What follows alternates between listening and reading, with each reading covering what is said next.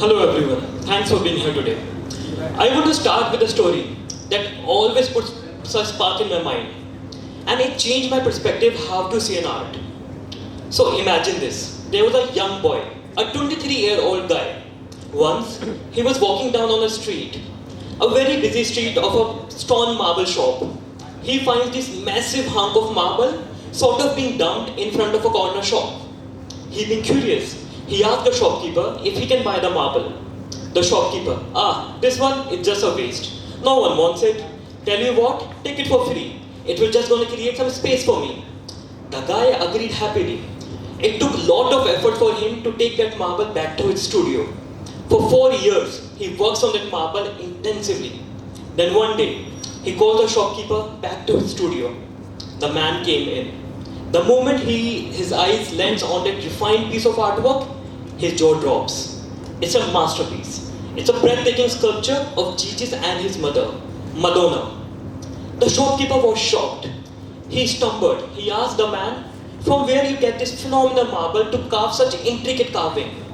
The boy replied, sir, it's the same marble you discarded as useless. The shopkeeper got confused. He asked, out of all those refined pieces, why did you choose the rejected one? So you know who was that guy was? He was Michelangelo, that Renaissance rock star. And for that question, we'll try to figure out the answer with this conversation, with this talk today.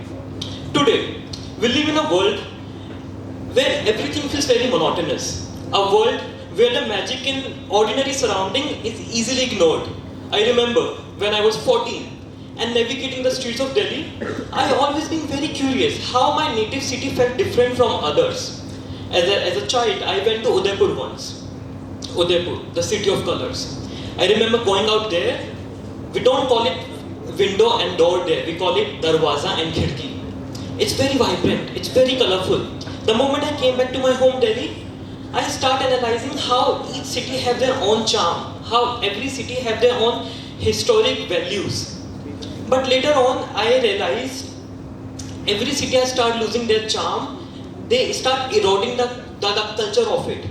And this seemingly minute curiosity marked the relationship of my art and architecture together. During my architecture studies, I understand the difference between something good and something great. That's the attention to details. And if you're talking about details, I want to show you the art of detailing. A secret life of pencil. So here, just to give you a very basic understanding of architecture and the importance of detail, I have come up with 3 examples. The architecture details. The first one, you all have seen a tiny stones below your walls near your floor. So what is that tiny marble for? What is the use of that? I'm talking about this tiny marble. What is the function of this? So this detail has been originated in India. So whenever we used to broom our houses or mopping, the wet stains used to cover the wall and it used to damage the wall. So a guy come up with a solution. Why not to add just a simple marble on it, and it resolved. The second good example here is, have you seen the staircase? We all have this tiny marble, this 30 mm marble extruded from the edge of it. What is it for? This is called nosing. What's the function of nosing? It can be simply being done. So the main function of it, whenever we walk, it gives us extra space to walk. Otherwise, we can fall and multiple accidents may occur, and that has been done in histories. As the third example, if you're talking about history, Hawa Mahal. I'm pretty sure all of you have been or heard about the Hawa Mahal. Ever wondered why there are so many tiny windows on the main facade of it? By the way, there are 300 windows. So let's do an activity. All of you, take your hand like this and blow on your hand with a wide mouth open. Like, it's a warm air. Now close your mouth a little bit and just blow on it with pressure. It's a cool breeze. How is that possible? So this is called a venturi effect. Whenever a hot air travels from a tiny hole, it converts into a cool breeze. So this phenomena have been used in all the architecture projects. And if you see about Rajasthan and Jaipur, these have beautifully achieved in Hawa Mahal. So that is the main reason why there are so many tiny windows on the main facade, and the inside court is always in a cool breeze. It's always a difference between 10 to 12 degrees Celsius. So as my architecture journey unfolds, it takes me to multiple places. I remember going to the greatest temples of Tamil Nadu, the majestic forts of Rajasthan, the intricate detailed house of Kerala. They all become the lessons in observation of art of detailing. Each of them realize me there is a common denominator across all these creative industries. This common denominator have the direct impact of histories. It have shaped the histories. This simple tool have the simplicity, flexibility and the durability to begin and develop an idea.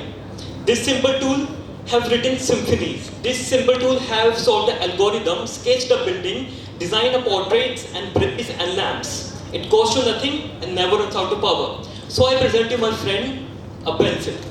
This is my bestest friend here. So pencil, throughout the life we see it as a tool to create an art. But in my journey, I have tried to see itself an art. And there's a very famous quotation by an architect. God is in the details. Everything can be achieved if you just add a simple detail into it. You can transform any ordinary object into extraordinary. So in my journey, pencil is the first thing a child holds, a constant companion for all the architects. And throughout the life, we always see it as a tool to creating an art. But in my journey, I have tried to see itself an art, which is called pencil-led carving. So this exploration, like throughout my architecture journey, my always intention is to bring life and experience out of everything, every structure I built. And this exploration led me to introduce a extreme world of miniature artwork, that is pencil-led carving. So what it is, it's a simple desire to add details, to transform any ordinary object into extraordinary. So for your better understanding, let me show you what great things we can do just with a simple pencil. As an architect, we always want to sketch a building, but what if we try to sculpt it? So this was my first carving. I wanted to carve the tallest sculpture, Burj Khalifa, as a tiniest art form. That is like an irony. The second artwork was a man lifting a rock to the top of the mountain, which depicts we can achieve anything if we put our all 100% into it. The real power, the real potential is always inside us. So to depict my story with my artwork, this is that man. The third one was the interaction between a human and the nature. So they all are different stories, different art forms. Try to bring in one platform. That was my pencil. The next one was a Black Mamba copy brand. It was the most challenging artwork. How I can see the different potential of pencil. So it took me 11 attempts to carve that, and everything has been floated. There is only the subtraction, not any addition. This is Black Mamba. Then it was a chain. I was trying to carve a chain, but it broke. And at that point I realized art isn't about the final product. It's about the journey. It's about how it made you feel. Any competition, any art form, it's not about when you finish it, how you're gonna make you feel. But it's about in the journey, how you have enjoyed that part. Like all the travels as well. The next one is an astronaut on a moon, which depicts whenever you practice any form of art. It could be dancing, singing, poetry, or even building. At one point, it takes you to your own little world. And that's a very utopian world. So I try to depict myself as an astronaut with my own little planet. Again, my tiny story with my artwork. Next one is a swing. So this was a childhood memory, how I get my first stitches here. So me and my sister are having a competition. सबसे ऊपर जाके कौन कूदेगा? I won, but with the cause of that. The next one is A to Z. It was the most challenging one. Like whenever you start carving, it breaks hundreds of times, and whenever it breaks, it falls on the floor and scattered in hundreds of pieces. But it tests your patience level as well. At one point, you become the ocean of calmness.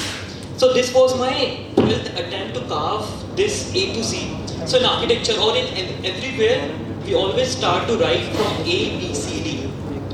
While learning this carving, I tried how I can write those A, B, C, D on my pencil graphite. But I'm sitting in my room on every night with a starry night under a lo-fi music with a lamp. This was me, my little world and my artwork. So all of my friends used to call, what's the future of this carving? They used to call, tu bas lakdiyan chheel raha hai. What's the future of that? How are you gonna touch the heights? Because as an architect, you should practice architecture. You should build plans, elevation, design buildings, make bridges. But I am carving pencils. Why? This same question was always with me. But there's a quotation like, if you do anything with all your love and your potential, the things will align as your dream. So one day I received an invitation from Government of India, the Ministry of Culture. They wanted this artwork to be exhibited on the India's first edition of Biennale, a Biennale for art, architecture and design. So they gave me a theme of post-independence architecture. जो भी architecture built हुआ है independence के बाद, now I have to carve that on pencil graphite. So I started with Sardar Vallabhbhai Patel, the Iron Man of India, on the graphite. So he's the man who binded the entire nation. The second one was, this was an Indian cafe coffee house in Kerala. There was an architect who came to India with the call of Mahatma Gandhi. He developed wonders out of the single brick. So I wanted to carve that on pencil graphite. Next one is a place of worship, a Shiva temple. So whenever you do any form of art, this is a place for your worship, for your love, for everything.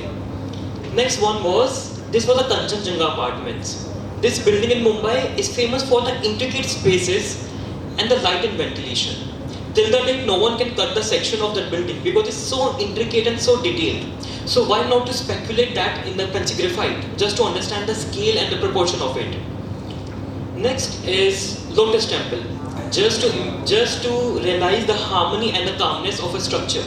How many of you have been to Lotus Temple? The moment you enter in that, it's very calmful. So I carved it while sitting outside of the Lotus Temple. So whenever you do your art form like that, you get a connection with your art. The next one is open hand in Chandigarh. It rotates with the wind. So it's like the interactive art form. So I have a quotation. So these all are the pencil graphite. Each one of them holds a story within, waiting to be told, waiting to be carved, which immortalize them the moment you start carving them. So as a metaphor, I call it, this is a work of graphite which can never be erased. And these pencil carving are very interesting, Like from afar, they're stunning. But the moment you look closer, they reveal an entire new world.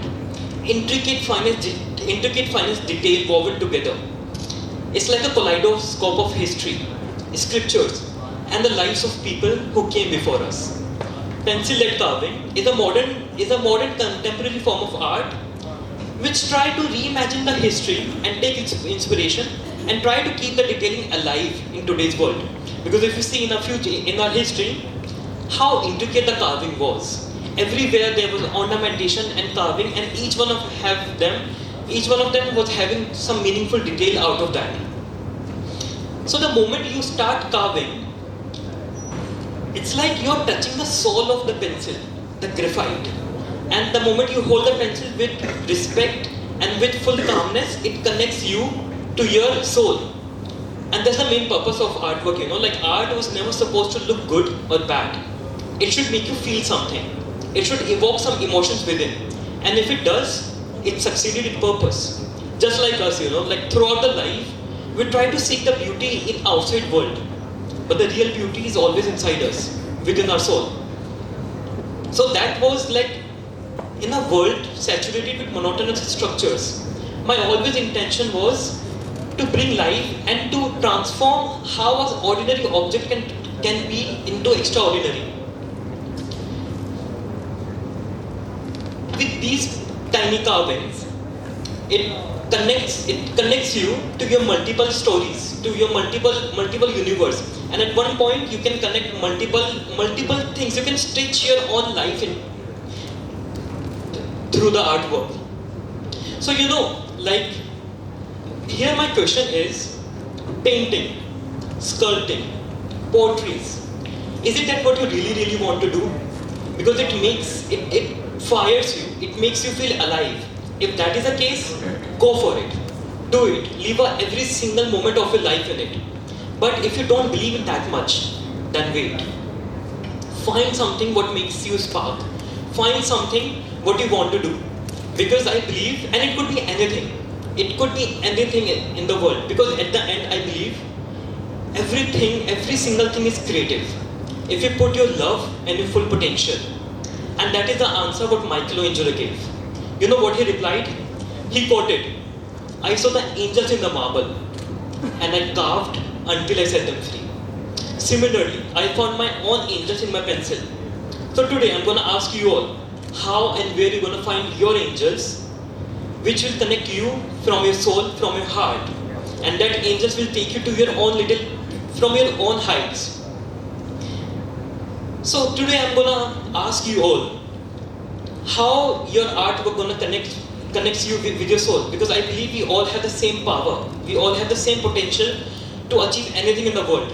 So let's begin on this journey together to build a better future, to celebrate the art of detailing and build a life where every single creation tells a story. So this is Vipul Gupta signing off here with a future of better.